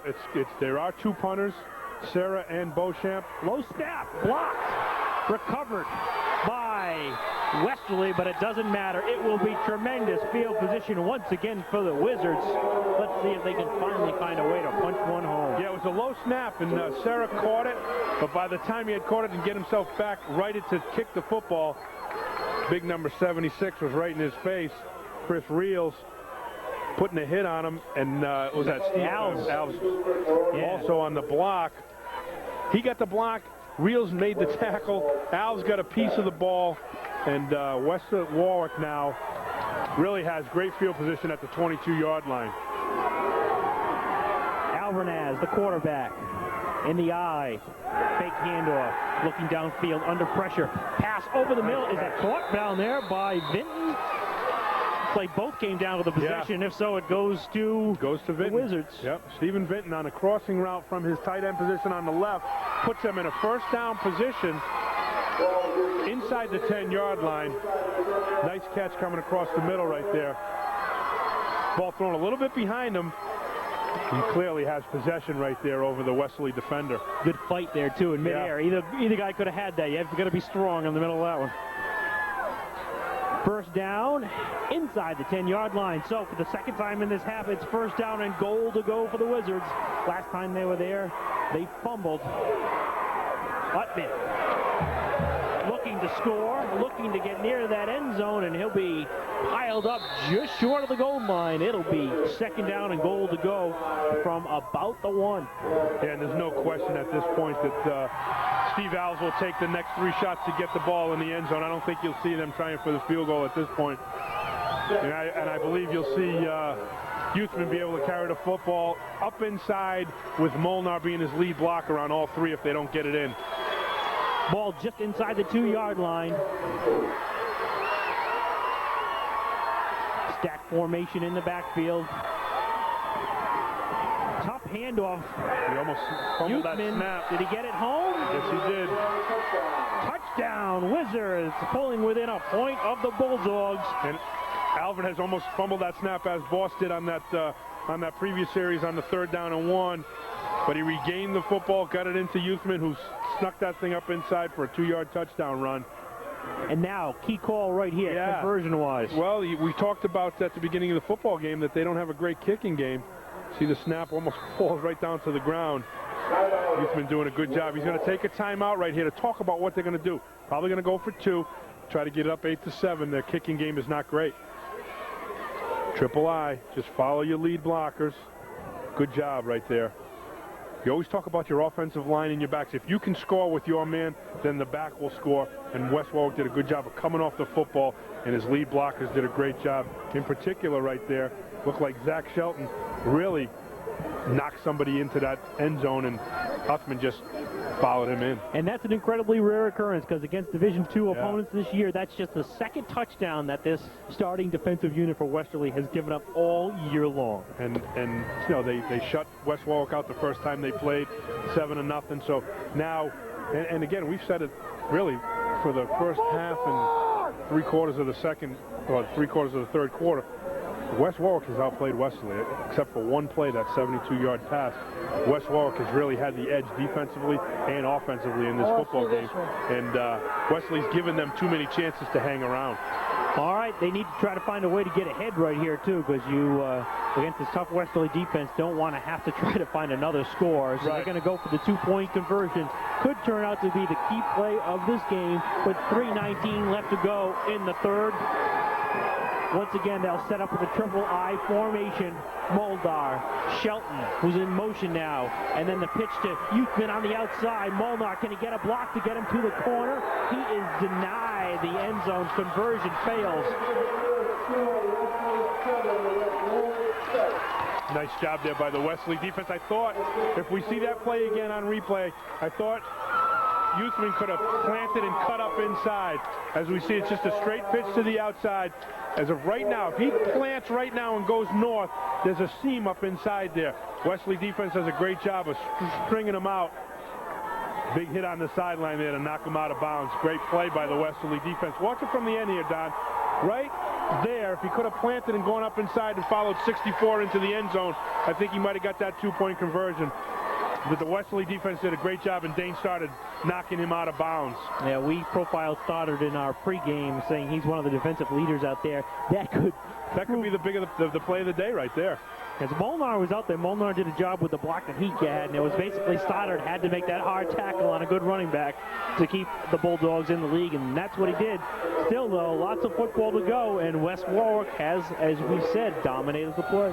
They have dominated, and now it's up to their defense to put them back in position to make another touchdown. Lamont fields it on the 15-yard line, has blockers in front, good field position on this series.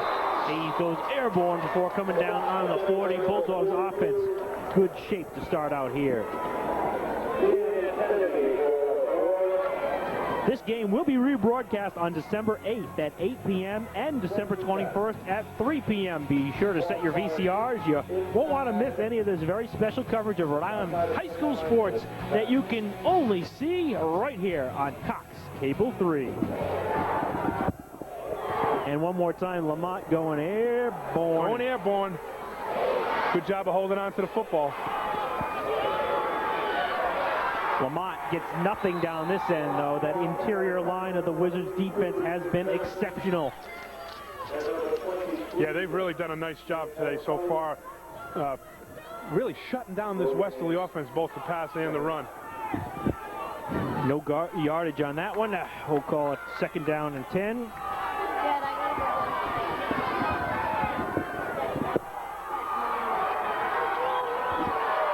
Interesting series at this point, too, here, Don. If West Warwick can shut this Westerly team down, get the ball back, they've got the momentum going so far. Sarah nowhere to run. Dropped immediately by Sullivan there. Maybe a yard loss on the play. Sullivan has played as an offensive tackle this year. They moved him to tight end really this week. He had played some, as you can see, he's got number 57 on the back of his helmet. They put him in 82. They think that moving him to tight end allows them to do more things offensively. Did a great job there, making the play defensively. A big 3rd down and 11 now for the Westerly Bulldogs to try to convert. Britton Friends split out to the near side. Boss rolling out. He has some protection. Secondary rush comes, and Boss will be dropped back there. Another huge defensive play for the Wizards. Zach Shelton with that sack. Zach Shelton, Sullivan was back there. They had a whole host of guys back there. And again, credit to West Warwick secondary for covering people downfield, because Boss had a lot of time. 1,001, 1,002 balls should be out, but there's not a lot happening. Guys are in his face. Big play right there by the West Warwick defense. 4th down and 21 yards to go, and maybe one reason he was called for grounding earlier in the game, that, he maybe the thought is in his mind right there. And he did a good job of not throwing the ball at that point, because he would have got a grounding again. Sarah, who had one punt earlier today that was blocked, gets that kick off nicely. Just get it away and get it down into territory. Ball down to the 37-yard line with the Wizards to take over 1st and 10. Yeah, Pilatelli should have got out of there. Don't even get near that ball when it's rolling around there. If it hits a foot, then Westerly jumps on it. Under a minute to go here in the 3rd quarter. It's been a good one so far. Westerly barely holding on, the favorite in Division II, and there's Parent on the sideline, still working the coaches over there. And I'm telling you, coming back. There goes the helmet. Alvarez to the huddle, but Parent is ready to potentially get out there on the field, it looks like. But hey, Alvarez led him to a touchdown the last time. Yep. Parent Warren is their spiritual leader, though, on offense, and be very surprised if he doesn't show his face back in the fourth quarter. Youthman, good blocking downfield. He picks up 9 and right near that first down yardage. Boy, that offensive line is doing a great job. And you can really feel that momentum has swung towards that West Warwick sideline, and they're really feeding off that emotion. Just a pitch to the outside. This is one of those, the old O.J. sweep to the right side. Hudson does a nice job of picking and choosing and getting a measurement for that first down. Yeah, that second effort got him very close to that.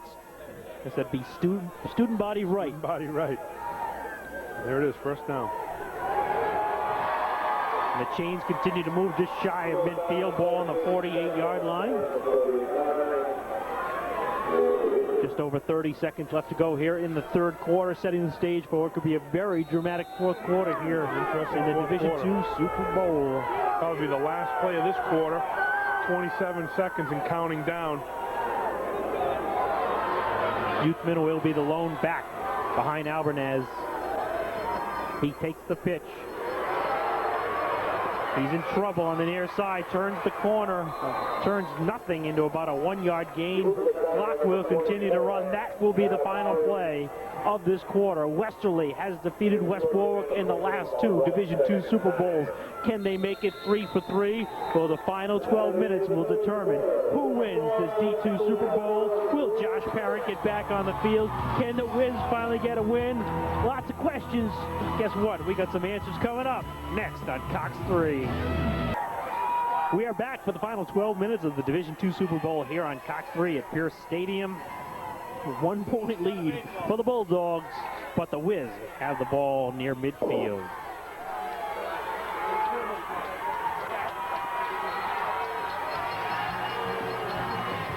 Tune into Rhode Island Magazine on Cox 3. December's Rhode Island Magazine features a look back at some of our favorite moments of 2002.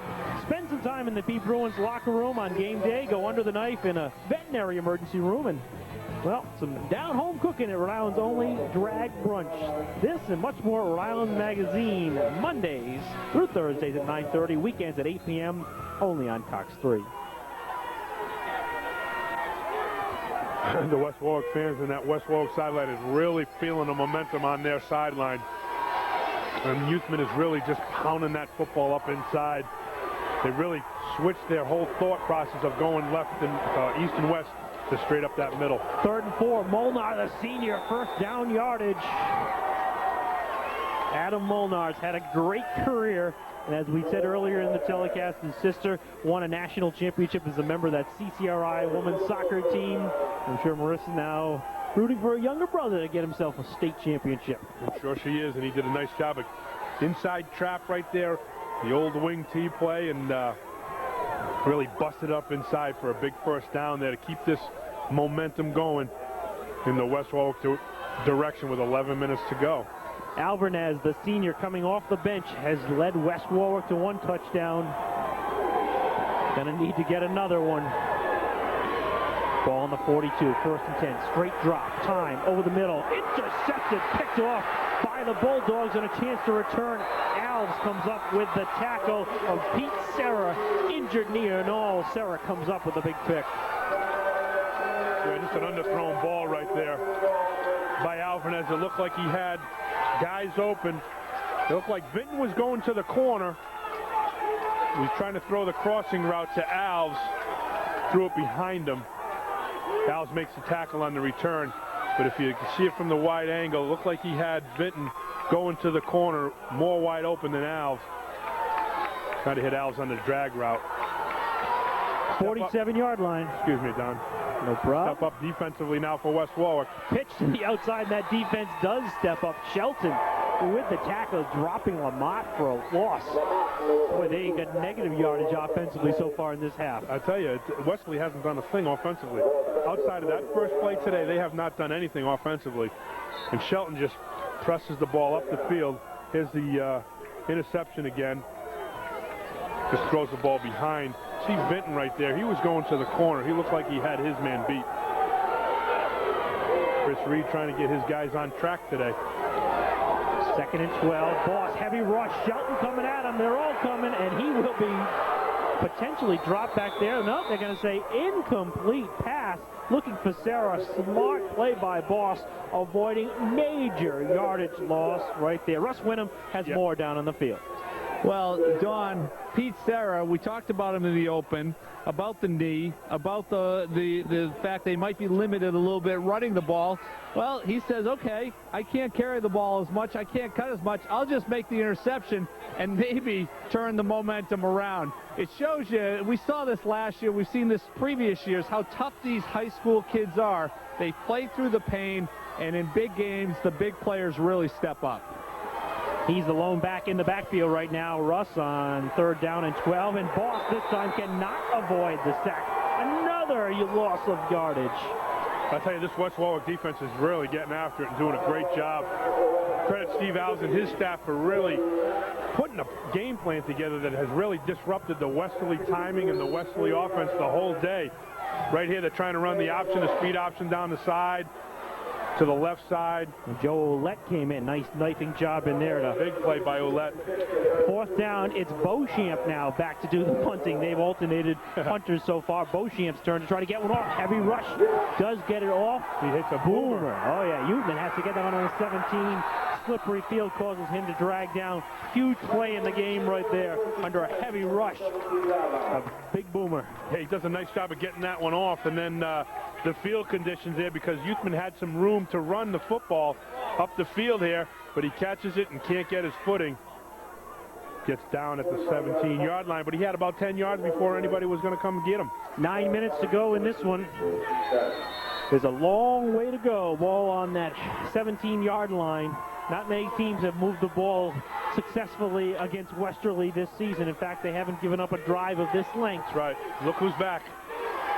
Josh Parent out there on the field. I think I called 4th quarter.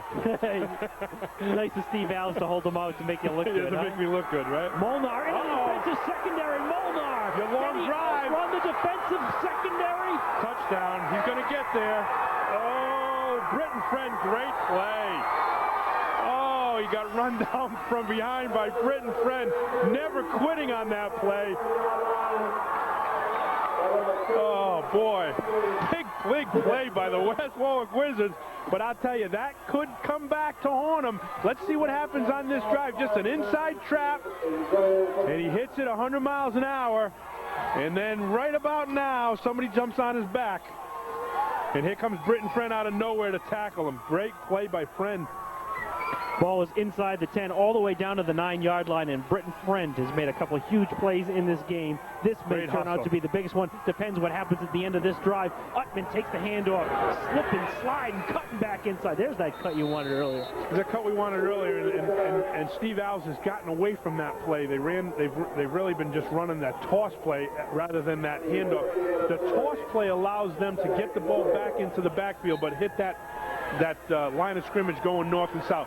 That play right there off the snap where he's going east and west, that's a lot more difficult to cut off of that play on these field conditions. 2nd down and goal from the 9. Parent just back into the game after the hard hit in the first half. Utman dropped for a 2-yard loss. It'll be 3rd and about goal to go from the 12. Well, you can see now where Britton Friend's play right there.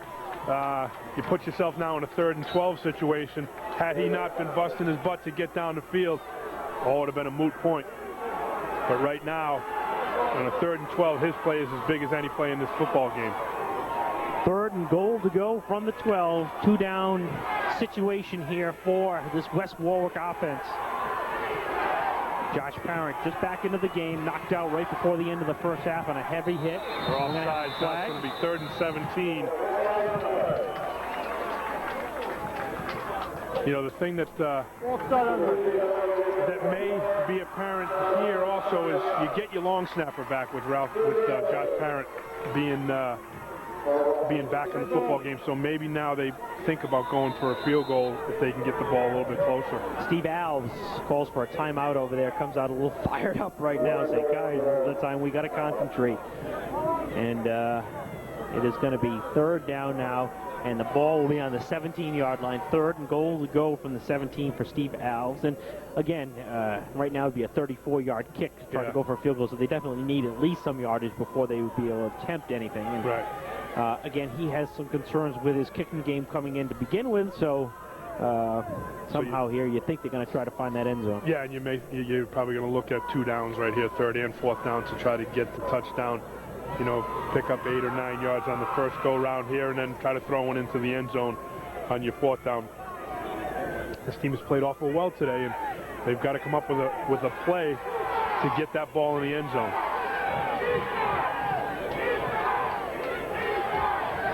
One more check out of Adam Molnar from the end zone, and he's got a long way to hoof it here. He just hits that thing nice. It splits for him. He gets into the secondary, and he's going down the sideline. He's not going to be caught by anybody here but Britt and Friend. And luckily, he's humping and busting his butt down the sideline, makes a big tackle, puts them in the position they are right now. 3rd and 17. It's going to be to Alves. He's going to look to toss the ball, throws it over the middle. Just through the hands of Politelli. Would have been down to about the 5-yard line. So a little razzle-dazzle right there. Just misconnected. They're going to try the 34-yard, 35-yard field goal. This is one of those ones that we were talking about that they may play, that they may run. Just a sweep reverse to Alves, who had Politelli coming across and just got a hand on that thing. They've got a hand in his face to disrupt the timing right there. And it will be an attempt of 33 yards. Alves on the kick. Keep it in the family. That's right. He's a cousin of the head coach. Could make West Warwick pretty happy. 32-yard low liner. Does he get it up and over? Oh, he got it! That thing cleared by about 3 inches of that bullet. Wow. You talk about a line drive kick. David Alves with the field goal to give Steve Alves the lead with 7 minutes and 2 seconds to go in the D2 Super Bowl here on Cox 3. Well, I know the uprights are 10 feet down, and I think that kick went 10 feet 1 3/4 inches. Unbelievable. Snap ball down. Again, Parent was the long snapper. Alves the kicker. And that thing doesn't get very far off the ground at all, but it just sneaks over. Great angle there by the camera crew. 9-7 the score. 32-yard field goal. Luckily it was 32, Don. If it was 33, they would have been in trouble.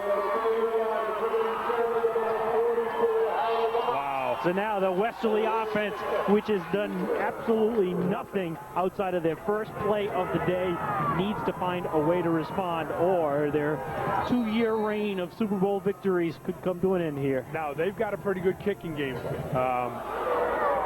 And it looks like, I'm sorry. That just looked like the Alves there either missed a pooch kick or they went for the jugular, maybe trying to get an onside kick. So it'll be good field position for Westerly to start out here on about the 38-yard line.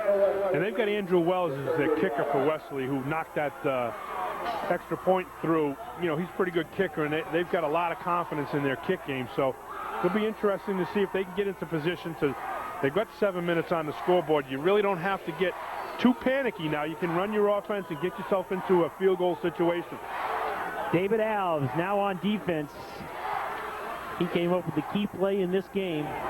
Low snap. Boss gathers it in. Got pressure. Heaves it down to Lamont. Utman with the tackle. We do have a flag down, however, in the backfield. Steve Alves saying this one's coming back. Let's give the officials the final call. Offside on Westerly, bringing it back. So their biggest offensive play outside of the first play of the game, and it is going to be taken off the board.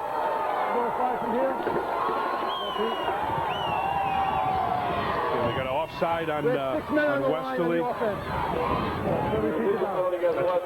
Yeah, they'll call that one actually procedure there. They've only got 6 men on the line of scrimmage, and that wideout who is to the right side where Steve Schwab is the linesman over there is not on the line of scrimmage, putting them in a illegal formation. And now that's a big penalty right there, because that was a huge completion, putting the ball at about the 45-yard line.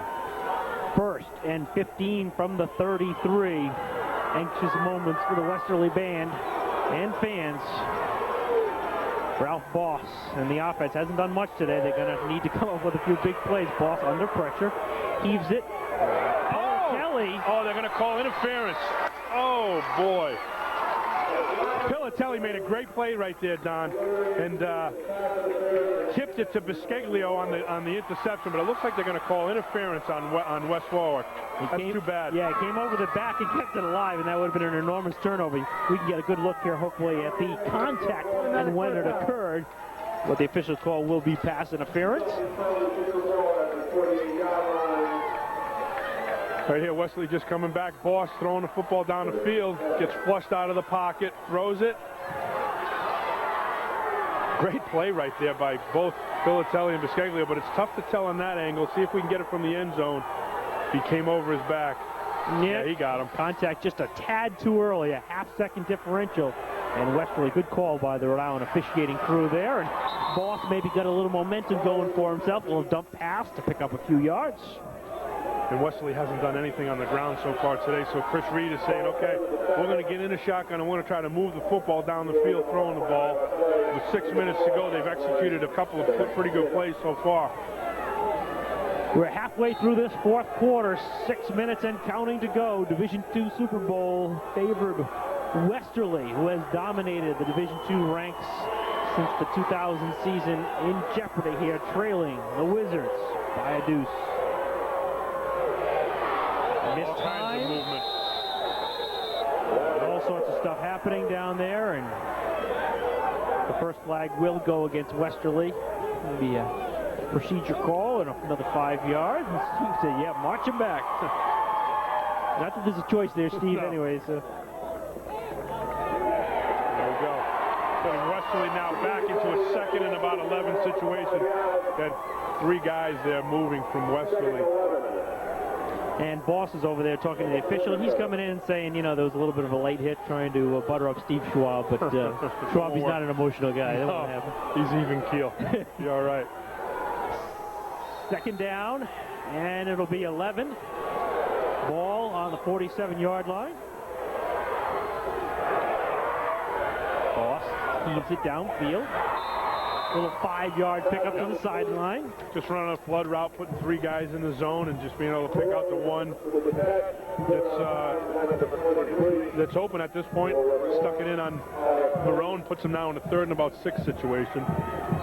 And again, probably 2 down territory, I would imagine here I too. think at this point, yes. So you mean you're down 9-7. I think if you punt the ball away at this point, you may not see it again. So you're probably looking at 2 down territory here. 3rd and long, 6 to go for the Bulldogs. Ball just inside of Wizard territory. Low snap. Eventually picked up by Boss. Under a heavy rush, nice sidestep there. Heaves it down the field. Oh! Lamont slipped on the slippery field, or that could have been a huge gainer. That's too bad too, Don, because he was wide open going down the field right there, and if he had kept his feet, he might have caught that thing and gone all the way to the end zone for a touchdown. Boss is having some trouble back there with these, with the shotgun snap. Damien Woody, you got to get that Mike Johnson to move over. You can see he was pretty much open right there. Ball out a little bit in front of him. Had he not slipped, though, he might have had a better chance of getting that football. 4th down, long, 6 yards to go. Big play for the Westerly Bulldogs, 5-18. Low snap once again. Boss has time for himself. Flag comes down. It's a heave. It's going to be picked off by the Wizards. Ball down at the 40-yard line. We do have a flag down, but the interception by Dan Kennedy probably will stick. Yeah, it's holding against Westerly, so they'll decline that penalty. They'll take the football about the 40-yard line, and they'll try to run this clock out. 5 minutes to go in the football game. They're going to try to, they need a couple of first downs right here. Again, the shotgun snaps have been terrible all day. The boss has to pick the ball up, and that's unsettling if you're back there as a quarterback. Just throw the football down the field. You got to take a chance. It's the first. We saw it in the first half with West Warwick. You got to take a chance and throw the football down the field on 4th down like that. No sense holding the football. 1st and goal to go. Parent on the field. Youthman. He's dropped for maybe a yard loss. Under 5 minutes to go. The This Westerly defense has been huge, one of the most dominating units the Division II ranks have ever seen in the state of Rhode Island, and they're going to need to get that ball back to the offense in a hurry. Yeah, and, you know, don't use your timeouts yet because you still have a lot of time on the clock if you're looking at the Westerly end of it. And if West Warwick, that thing can't go fast enough at this point. Empty backfield, Molnar. He'll be dropped for no gain. Britton Friend among those in there, making the tackle. 3rd down and 11 to go. And passing situation, but do you take a chance and put the ball in the air at all here? I think you have to. And Westerly will burn a timeout. You know, I think you have to, Don. You got to give your kids a chance to get that first down. If you run the football, basically what you're saying is, you know, we're afraid to make a play down the field. We're afraid to turn the football over. So take a shot. Chris Reed out there talking to his defensive unit, telling them they need one more big play. Catch all the latest in regional sports coverage with Sports Page Live. This week we'll give you in-depth coverage of the world champion Patriots, the Bruins, Rhode Island High School action, and much, much more. Sports Page Live, Mondays at 7 p.m. right here on Cox 3, presented by the Providence Journal and Cox 3. 3rd down and 10 yards to go. Thinking about if West Warwick can hold on and win this one, who would be an MVP? It's been almost like a team MVP award. You're right. They've all played so well. Hockman, though, has the 1 touchdown for them. Nice 7-yard gain, setting up a 4th down situation. Westerly will call for another timeout right here to stop the clock. They should get the ball back with just about 4 minutes to go in this one. Got a couple of guys down. Looks like Maury's down on the field for Westerly, and I can't see who the other person is. Yeah, it's Mowry rolling away from the pile right there. I think he's all right. Who's the other guy? One of the big defensive linemen. Nope, Fisher's walking out the sideline. I'll stop speculating so no parents get mad. And we do have a timeout on the field right there. Yep. Jim DeGangi. Trying to see what happened right here. Looks like he got rolled up on the back. Yeah, down on the bottom of the pile down there. It's been hard hitting. There's no question there. Let's see, there's a lot of big beef down there in the middle of those piles. And it looks like he's going to be all right. Nice to see him able to get up off on his own and hobble over to the sideline. Be a little sore tomorrow, but none the worse for wear, I don't think. 4th down, 4 yards to go. And Russ Woodham's on the sideline. Russ? Well, Don, Ryan Albanese, as we know, came into the game and gave this team a lift when Josh Parent went out earlier in the game. Now he's going to be called on to make maybe the biggest play of the last 4 minutes. He's got to punt this ball. He's had some success, as we saw earlier in the game. He boomed a couple. And if he can get push Westerly back pretty far, then that could be a pretty key play down the stretch. Well, thanks, Russ. And also key is... Yeah, the comforting thing for him is that he's got his long snapper back and Parent back in the football game as a quarterback, but more importantly at this point, he's back in there as his long snapper. So I think Albanese feels a little bit more comfortable right now. And think they probably wouldn't have even attempted that field goal earlier if Parent wasn't able to come back and snap the ball. Alvarez, low snap, just gets it deflected going over the line of scrimmage. Ball will roll down at about the 34-yard line. He's lucky they didn't call him down right there, too. That knee went down on the ground. He didn't have possession of the football, but if he did, would have given Westerly the ball about the 37-yard line. You see it here on the replay that it's a low snap from Parent. Got away with one right there. Yeah, that could have been a huge turnaround right there. One of the things that you sometimes see in high school and college ball, if that punter goes down to field it and has the knee on the ground. Yep. So Westerly offense under 4 minutes to go in this game to try to make it a three-peat in Division II. They've got a long way to go. Boss with the rollout behind Britton Friend, incomplete, 2nd and 10. And again, Don, they only need to get into field goal position. You know what their field goal range is. Only Chris Reed knows that before the game. You always check with your kicker, how far can you kick it today on the high school level. from what we've seen today, he's probably in the 30-yard range. So they've got to get that ball down into, you know, probably the 13-yard line. Another MVP candidate. You got to talk about Reels up front and the line job that line has done both offensively and defensively. Line, yeah, they've done a great job today. Reels, the big kid, 76 penalty flag. Usually it goes against the offense in this situation. Although Shelton over here is saying, hey, what's going on? It's on West Warwick. They must have been offside. Shelton must have been lined up offside on the right side over here. We have a dead ball encroachment on the defense. 5 yards. Still second down. 2nd and 5, 3:50 to go.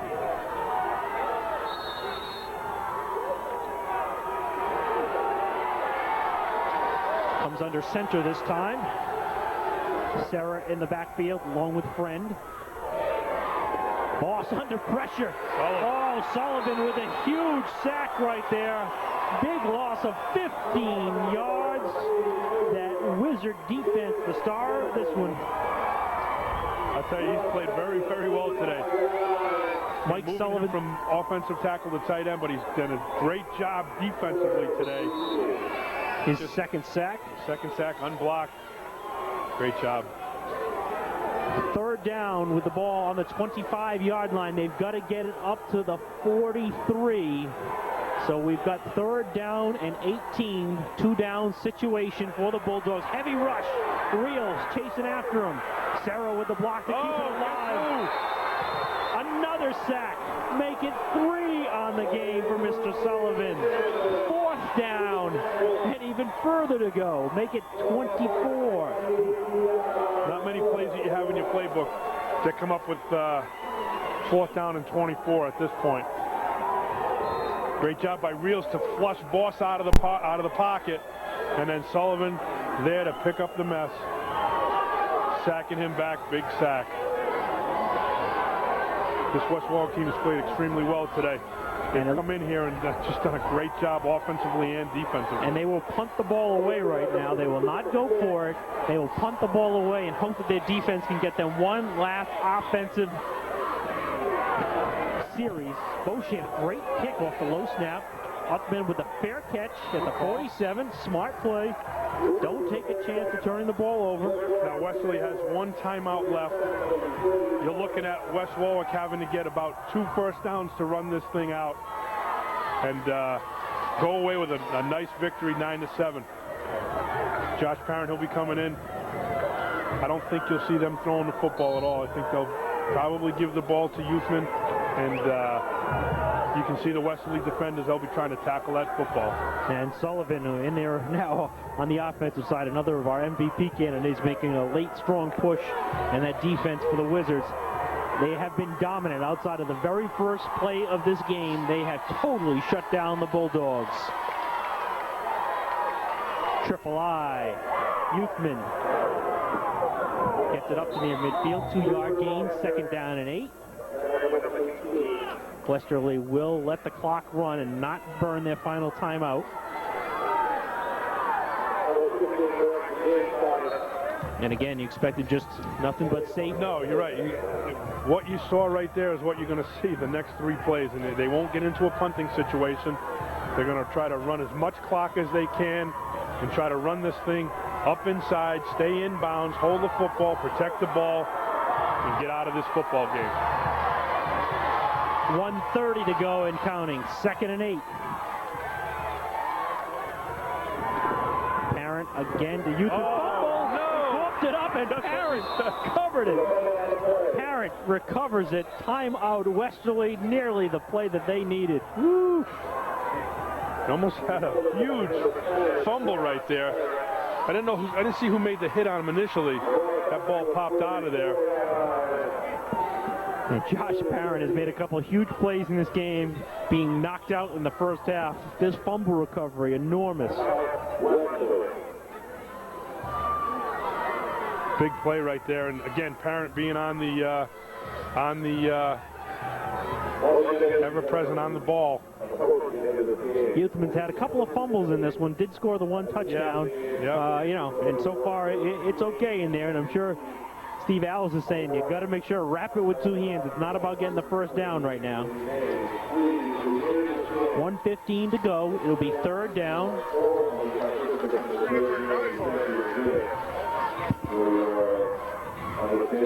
And a key play coming up right now. 3rd and a dozen. Steve Alves will check out.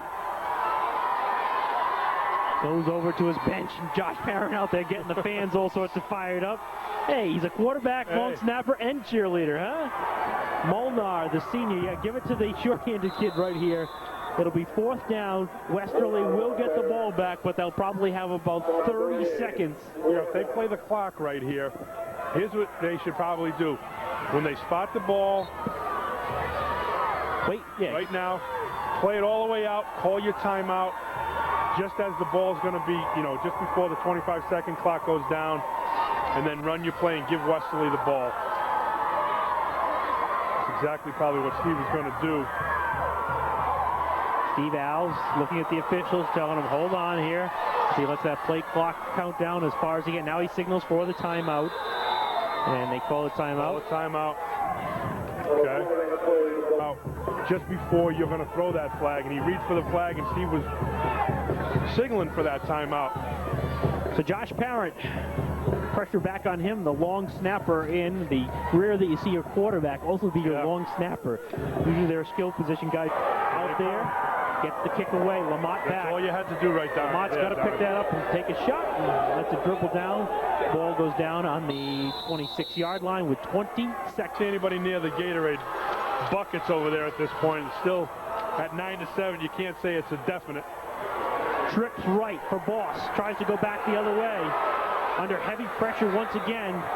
Boss heaves it down the sideline, and it is caught down there at the 46-yard line. Knows he faces a very talented Westerly team right here. Comes down to perhaps one final play. Long way to go. Oh, the rough side. That's the 3rd time we've seen that so far. Another 5 yards to be tacked on. Done a great job of preparing his team to come in here and play hard, and really has taken it to Westerly from the get-go. Boss with the snap. Time ticking down in this one. The heave down the field. The bomb, and is picked off by Alvarez at the